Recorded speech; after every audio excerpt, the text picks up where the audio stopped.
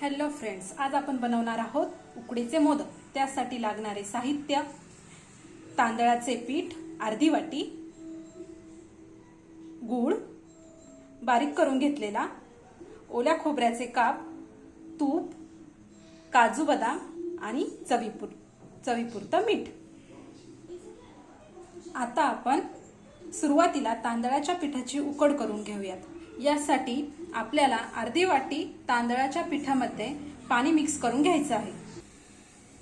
आपण आता ह्या पिठाची कन्सिस्टन्सी पाहू शकतो। आपण यात पाणी टाकून हे व्यवस्थित मिक्स केलेलं आहे। आता यात आपल्या चवीनुसार मीठ टाकायचं आहे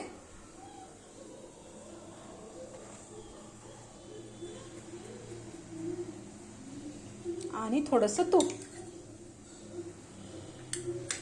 हे आपण व्यवस्थित मिक्स करून घेऊयात। इथे आता मी आधीच गरम पाणी ठेवलेले आहे। आता आपण उकड करून घेऊया। यात आपण आता तांदळात मिक्स केलेले तूप, मीठ आणि पाणी हे आपण उकड होण्यासाठी ठेवलेले आहे। झाकण ठेवूयात आणि 10-15 मिनिटांसाठी वाट पाहूयात। तोपर्यंत आता आपण मोदकामध्ये भरण्याचे सारण बनवून घेऊयात। त्यासाठी खोबरे बारीक करून घेऊ। आता आपण मोदकाचे सारण बनवायला सुरुवात करूया। तूप टाकायचे,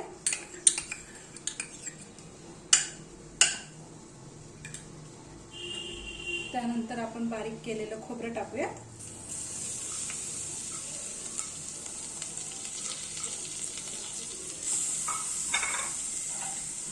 आणि बारीक केलेला गूळ।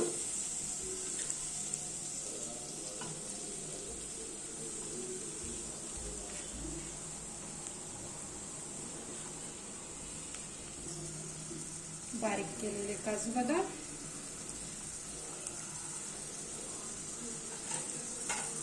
आता हे व्यवस्थित गूळ वितळेपर्यंत गरम करून घ्यायचे।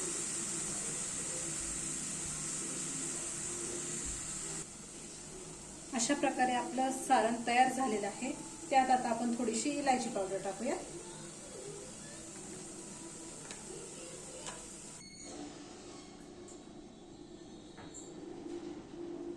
आता आपली उकड तयार झालेली आहे। आता आपण त्याला थोडंसं तूप टाकून एकजीव करून घेणार आहोत। उकड शिजली की नाही हे चेक करण्यासाठी आपण तांदळाला असा हात लावायचा आहे, जे की तांदूळ अजिबातही उकड हाताला चिटकत नसेल तर आपली ही उकड चांगल्या पद्धतीने शिजलेली आहे। एकदम व्यवस्थित आपण ही कणिक आता मळून घेतलेली आहे। समजा एखाद्या वेळेस आपली कणिक व्यवस्थित मळली गेली नाही तर आपले उकडीचे मोदक व्यवस्थित होत नाही।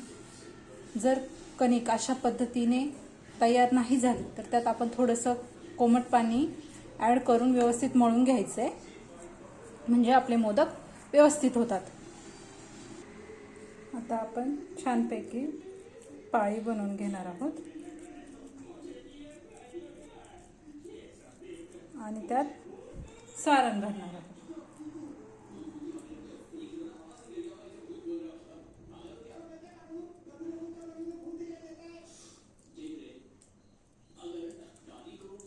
नंतर व्यवस्थित कळी पाडून घ्यायची आहे।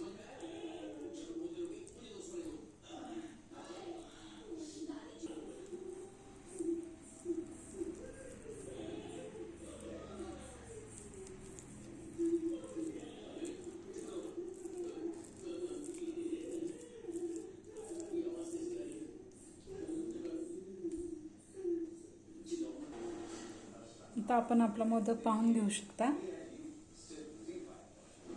आता याला कळ्या पाडण्यासाठी चमच्याचा वापर करूयात।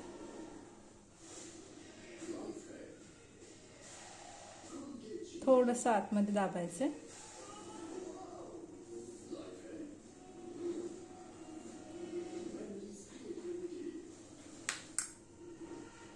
नंतर हाताने अशी कळी पाडून घ्यायची।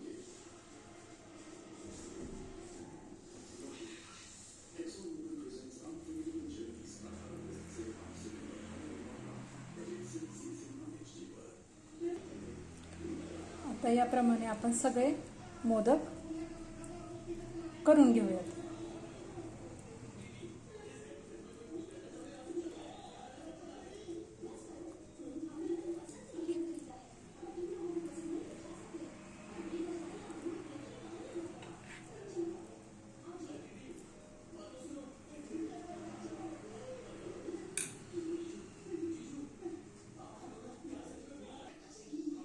आता आपले मोदक तयार झालेले आहेत. आता आपण त्याच्यावरती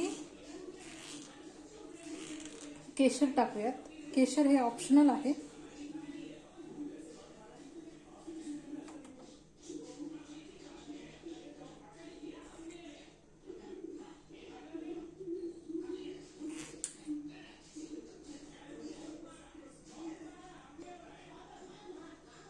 आता आपण हे 5 मिनिटं पुन्हा उकडण्यासाठी ठेवणार आहोत.